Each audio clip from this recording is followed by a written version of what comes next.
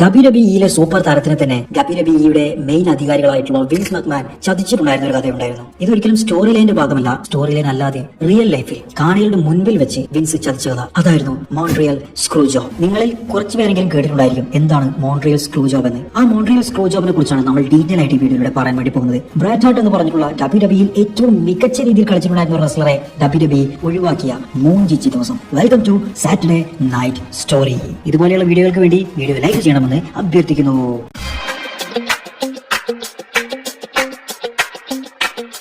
Montreal screw ജോബിനെ കുറിച്ച് പറയണമെന്നുണ്ടെങ്കിൽ അതിനു മുൻപേയുള്ള WWF കാലഘട്ടത്തിനെ കുറിച്ച് പറയണം. ഡബ്ല്യുഡബ്ല്യുഎഫിൽ ഹൾക്ക് ഹോഗനും റാൻഡി സാവേജും എല്ലാം തന്നെ വാണിരുന്ന കാലം. ഹൾക്ക് ഹോഗന് ശേഷം ആര് എന്നുള്ള ചോദ്യത്തിനുള്ള ഒരു ഉത്തരമായിട്ട് തന്നെയായിരുന്നു ഷോൺ മൈക്കിൾസും ബ്രാറ്റ് ഹാർട്ടും എല്ലാം തന്നെ ഡബ്ല്യുഡബ്ല്യുഇയിലെ ഏറ്റവും സൂപ്പർ താരങ്ങളായി മാറിയിട്ടുണ്ടായിരുന്നത്. അവർ രണ്ടുപേരും ആദ്യം ടാഗ് ടീമുകളായിട്ടായിരുന്നു മത്സരിച്ചിട്ടുണ്ടായിരുന്നത്. പിന്നീട് സിംഗിൾ ചാമ്പ്യന്മാരായിട്ട് കമ്പനിയെ വേറെ ലെവലിലേക്ക് കൊണ്ടുപോകാനും ബ്രാറ്റ് ഹാർട്ടും ഷോൺ മൈക്കിൾസും മുൻപിൽ തന്നെ ഉണ്ടായിരുന്നു. 1992 സർവൈവർ സീരീസിലൂടെയായിരുന്നു ഇവരുടെ ഫ്യൂഡ് ശരിക്കും തുടങ്ങിയിട്ടുണ്ടായിരുന്നത്. ആ സർവൈവർ സീരീസിൽ ഡബ്ല്യുഡബ്ല്യുഎഫ് ചാമ്പ്യൻഷിപ്പിന് വേണ്ടിയിട്ട് Bratt heart versus Sean Michael's തമ്മിലുള്ള ഒരു മാച്ച് നടക്കുകയും അതിൽ ബ്രാറ്റ് ഹാർട്ട് വിജയിക്കുകയും ചെയ്തു. അങ്ങനെ അവർ വർഷങ്ങൾ നീണ്ട ഫ്യൂഡുകൾ ചെയ്തു. അവർ തന്നെ കമ്പനി അടക്കി വാഴുകയായിരുന്നു. 1996 ഷോൺ മൈക്കിൾസ് റെസൽമേനിയ 12 ബ്രാറ്റ് ഹാർട്ടിനെതിരെ ഡബ്ല്യുഡബ്ല്യുഎഫ് ചാമ്പ്യൻഷിപ്പിന് വേണ്ടിയിട്ടുള്ള ഒരു മാച്ച് കളിക്കുകയുണ്ടായി. അതൊരു അയൺമാൻ മാച്ച് ആയിരുന്നു. ഒരു രക്ഷയുമില്ലാത്ത ഫേമസ് ആയിട്ടുള്ള കിട്ടൽ മാച്ച് തന്നെയായിരുന്നു നടന്നിട്ടുണ്ടായിരുന്നത്. അതിൽ വിജയിച്ചുകൊണ്ട് ഷോൺ മൈക്കിൾസ് ഡബ്ല്യുഡബ്ല്യുഎഫ് ചാമ്പ്യനായി മാറുകയുണ്ടായി. അതുപോലെ ബ്രാറ്റ് ഹാർട്ടും വിൻസും തമ്മിലുള്ള ബന്ധം എന്താണെന്ന് നോക്കുകയാണെങ്കിൽ വിൻസ് മക്മാൻ അദ്ദേഹത്തിന്റെ അച്ഛന്റെ കയ്യിൽ നിന്നും ഈ ഒരു കമ്പനി വാങ്ങിയപ്പോൾ അതിൽ ഏറ്റവും വലിയ തുറപ്പുചീട്ടായിട്ട് കണ്ടിട്ടുണ്ടായിരുന്ന ഒരു വ്യക്തി തന്നെയായിരുന്നു ബ്രാറ്റ് ഹാർട്ട് എന്ന് പറയുന്നത്. ബ്രാറ്റ് ഹാർട്ട്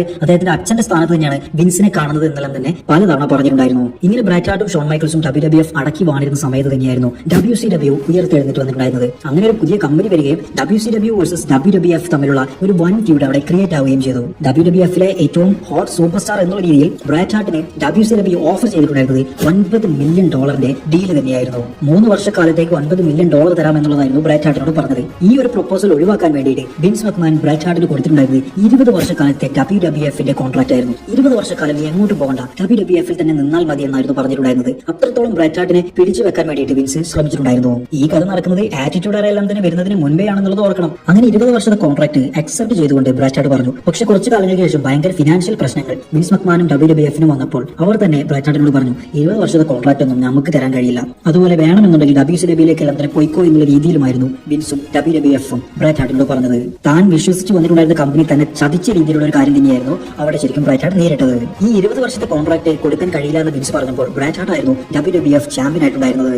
അതിലൊരു പ്രശ്നം വിൻസ് കണ്ടിട്ടുണ്ടായിരുന്നു. കുറച്ച് നാളുകൾക്ക് മുമ്പേ WCWയിലെ സൂപ്പർ സ്റ്റാർ ആയിട്ടുള്ള റിക് ഫ്ലെയർ WCWന്റെ ബോൾഡ് ടൈറ്റിൽ WWFിലേക്ക് കൊണ്ടുവന്നിട്ടുണ്ടായിരുന്നു. അതുപോലെ WWFിന്റെ വുമൻസ് ടൈറ്റിൽ മെഡൂസ എന്ന് പറഞ്ഞിട്ടുള്ള ഒരു വുമൻസ് റെസ്ലർ WCW എന്ന് പറഞ്ഞിട്ടുള്ള കമ്പനിയിലേക്ക് കൊണ്ടുപോയി അവിടെ വേസ്റ്റിൽ കൊണ്ടുപോയി ഇടുന്നതെല്ലാം തന്നെ കണ്ടിട്ടുണ്ടായിരുന്നു. ആ ഒരു കാര്യം ഇവിടെയും നടക്കുമോ, WWF ചാമ്പ്യൻഷിപ്പ് WCWയിലേക്ക് കൊണ്ടുപോകുമോ എന്നുള്ള പേടിയിലായിരുന്നു വിൻസ് നിന്നിട്ടുണ്ടായിരുന്നത്. അതുകൊണ്ട് തന്നെ എത്രയും പെട്ടെന്ന് ബ്രാറ്റ് ഹാർട്ടിന്റെ കയ്യിൽ നിന്നും WWF ചാമ്പ്യൻഷിപ്പ് ഒഴിവാക്കണമെന്ന് തന്നെ വിൻസ് തീരുമാനിച്ചു. അങ്ങനെ ബ്രാറ്റ് ഹാർട്ടിനോട് ഈ ഒരു കാര്യം പറഞ്ഞു, എത്രയും പെട്ടെന്ന് WWF ചാമ്പ്യൻഷിപ്പ് നീ തോൽക്കണമെന്ന്. ബ്രാറ്റ് ഹാർട്ട് അതിന് സമ്മതിച്ചു. അതിന് 2 നിബന്ധനകളും ബ്രാറ്റ് ഹാർട്ട് വെച്ചിട്ടുണ്ടായിരുന്നു. ഷോൺ മൈക്കിൾസിനെതിരെ താൻ തോൽക്കില്ല, അതുപോലെ കാനഡയിൽ വെച്ചിട്ടും താൻ തോൽക്കില്ല. കാരണം കാനഡ ബ്രാറ്റ് ഹാർട്ടിന്റെ ഹോം കൺട്രിയാണ്. തന്റെ നാട്ടിൽ വെച്ച് താൻ തോൽക്കുന്നത് ബാക്കിയുള്ള ആർക്കും സഹിക്കില്ല. അതുകൊണ്ട് അങ്ങനെ ഒരു കാര്യം ചെയ്യരുത് എന്നുള്ളതും ബ്രാറ്റ് ഹാർട്ട് പറഞ്ഞു. വിൻസ് മക്മാൻ ഈ കാര്യങ്ങളെല്ലാം തന്നെ സമ്മതിച്ചു. അങ്ങനെ 1997 സർവൈവർ സീരീസ് നടക്കുകയുണ്ടായി. നടക്കുന്നത് കാനഡയിൽ വെച്ചിട്ടാണ്. Bratt heart versus Sean Michael's തമ്മിലുള്ള ഒരു മാച്ച് തന്നെയായിരുന്നു WWF ചാമ്പ്യൻഷിപ്പിന് വേണ്ടി നടന്നിട്ടുണ്ടായിരുന്നത്. ആ ഒരു മാച്ചിൽ വിൻസ് ബ്രാറ്റ് ഹാർട്ടിനോട് പറഞ്ഞിട്ടുണ്ടായിരുന്നത് ഒരു ഡിസ്ക്വാളിഫിക്കേഷൻ ആയിരിക്കും മാച്ചിൽ നടക്കുക, എന്നിട്ട് ബ്രാറ്റ് ഹാർട്ട് തന്നെ